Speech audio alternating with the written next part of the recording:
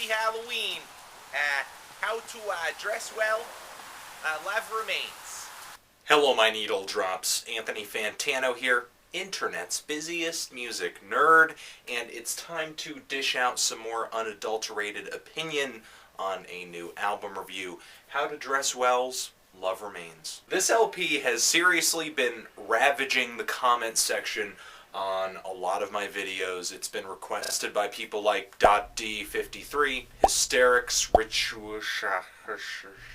and One Sane Maniac, but seriously, there are way too many requests for this album to count. So, why all the hype around this thing?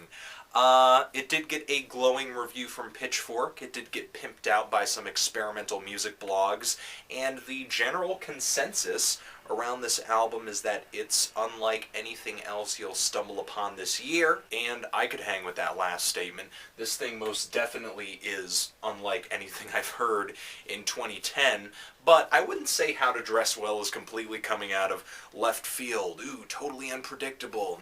All the elements and the concepts of Love Remains I am familiar with, but it's how they're combined that makes this thing so unusual, original, and strange. From my point of view, this thing is very much an album of ambient music, a lot of electronic elements, but kind of the kicker with this LP, something that people really make a big stink about, is that there is a heavy R&B influence coming through on the vocal melodies and the lyrics. But all R&B influences aside, Love Remains is an album that very much gets its strength from atmosphere. Much like the new A.V. Tear album down there, listening to this is a lot like being somewhere, feeling like you're in a place, a very cold, dark, cavernous, eerie, lonely place, to me.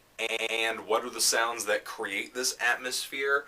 It really depends track to track, but no matter what song you're listening to, you can usually count on some samples, some loops, very chilly synths, and mastermind creator Tom Krell's very high-pitched vocals, just drenched in reverb.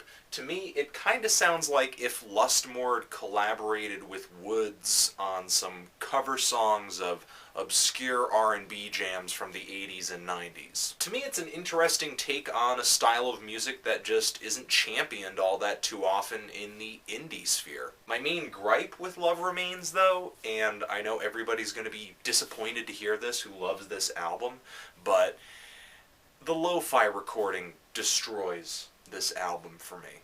Destroys it. It's hard to enjoy the sounds and the ambience of this album when nearly every moment is being interrupted by the shrill overmodulation, the shrill peaking of Tom Krell's voice every single time he sings above the volume of a whisper. And this isn't just any overmodulation, just any kind of peaking. It's the sound of pins and needles being rapid-fired into my ear canals over and over and over until blood starts pouring out of my eyes. At best, Love Remains sounds like it was recorded on a MacBook at the bottom of a well. Now, I don't think I need to defend myself on the whole recording debacle by now.